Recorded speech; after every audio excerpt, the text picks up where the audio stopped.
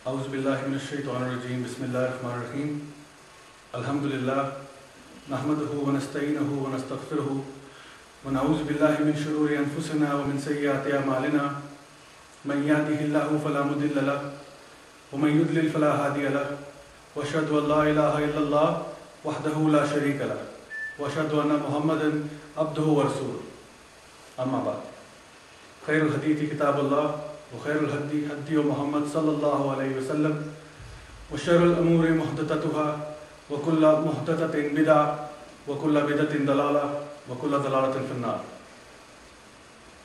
In the name of Allah, the Beneficent, the Merciful. We begin by praising Allah, we praise Him, we seek His help and we ask for His forgiveness. We seek refuge with Allah from the evil of ourselves and from the evil consequences of our evil actions. Whomsoever Allah guides, there is none to misguide, and whomsoever Allah lets to go astray, there is none to guide. And I testify and bear witness that there is no one worthy of worship except Allah, and He has no partners. And I bear witness that Muhammad sallallahu alaihi wasallam is the servant of Allah and His final messenger. After that, the best speech is the book of Allah, and the best guidance is the guidance of Muhammad sallallahu alaihi wasallam. And the worst of all the affairs are those matters that have been newly introduced into the religion. And every matter that is newly introduced into the religion of Islam is termed as a bid'ah or an innovation. And all of the innovation are misguidance. All the misguidance is going astray, and all the going astray is in the hellfire. Rabbi shrah li sadri wa yassir li amri wa halul uqdatam min lisani yafqahu qawli. I'd like to welcome you all by saying Assalamu alaikum wa rahmatullahi wa barakatuh. The topic that we've chosen for today is a question that is one of the most fundamental and basic questions that any human being can ever think about. The question is there a God? Does God exist? It is a question that people ponder over at least a few times in their life. And they think about it, they reflect upon it. But what surprises me sometimes is that in the time that we live in today, why don't we get the greatest minds of our time, the scientists, the philosophers, the theologians, the historians, why don't we get all of these great minds together and get them to utilize their time and effort and energy and their resources into finding out the answer to this big question: is there a God? The reason why I say that is because it is a basic yet an extremely important question. An extremely important question. Why? Because the answer to this question could determine the rest of your eternal life, whether you will end up in heaven or whether you will end up in hell. Because all the major religions of the world believe that they have the solution, and they believe in a God, a type of God. And if you believe in that God, and if you do deeds for that God, you will enter paradise. So why don't we get the greatest minds of our time to finally put this question to rest? Is there a God? And if there is a God, which God do we need to follow? Who is the God that we must worship? If you believe in the God, and if you believe in accountability, being judged for what you do in this world, then that will determine your fate in the hereafter. We have many versions of gods that are available. It could be a man god, it could be a cow, an elephant, an idol, a saint, or an unseen God, the creator of the heavens and the earth. So is there a God, and which version of God are we supposed to follow? Now, before we go into that, we need to answer another question. How do we define a God? Not the God, the creator of the heavens and the earth, but a God. What is a God? Is it something that is worshipped? Does that classify as a God? Something or anything that is worshipped? Is it perhaps a being higher than ourselves? In that case, pop stars, movie stars would also fall into that category. Hence you call them idols, like American Idol. So this is then a form of idol worship, where young kids follow superstars and literally worship them, so to speak. But the question is, out of all of these gods that are available, why do we worship them?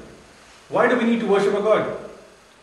Perhaps as mankind we worship something because we expect it to fulfill our needs. We worship something because we expect something back in return. That being has the power to grant us what we need. So, in terms of a definition, we could say that a god is something that people believe or people imagine that can give them what they want. And people throughout history, if you go back into history, you'll see that people have had gods throughout time. The Greeks, for example, have had multiple gods. They have separate gods for separate occasions. A god of rain, a goddess of love, gods of war, and so on and so forth. So whatever the occasion, you have a different god to worship. And they believed and imagined that that god would fulfill that particular desire. Similarly, in the Christian faith, in the Roman Catholic faith, they have many different variety of saints. And each type of saint, you pray to that saint for a different reason. A saint of travel, a saint of art, a saint to help you find lost things, so on and so forth. So there are various varieties of gods who you ask for assistance. Then we come to another question of what is an act of worship, or how do we worship? Well, worship comes in also many shapes and forms. You could pray to that particular god, you could offer a sacrifice, you serve that god, you do some rituals, and you believe that by doing these actions, you will grant the favor of that god. He will be pleased with you and he will do something back to you in return. If you look at other ancient civilizations, you'll see a lot of them sacrificing human beings for their gods.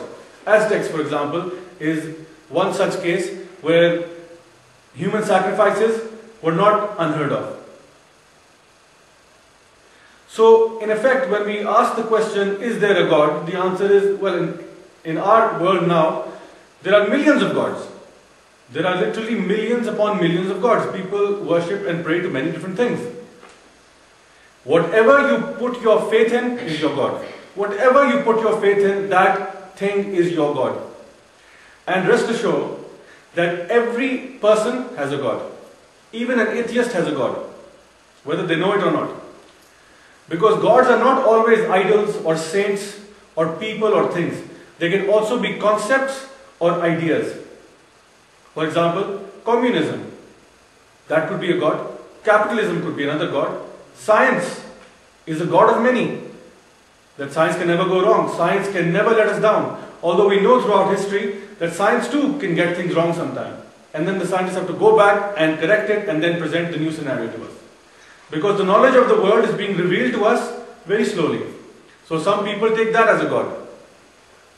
But the question is, are any of these gods worthy of being worshipped?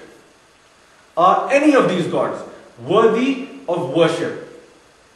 Are any of these gods capable of providing you with what you need? Do they have any power or control? The Quran defines a God too. It defines a God as the creator of the heavens and the earth, an unseen being. It mentions in Surah Al-Ikhlas, chapter 112, verses 1 to 4. Kul huwallahu ahad. Say, He is Allah, the one and only. Allah Samad. Allah the eternal, the absolute. Lam yalid wa lam yulad. He begets not, nor was he begotten. Meaning he is neither the father nor a son. Walam yakullahu kufuwan ahad. And there is no one comparable unto him.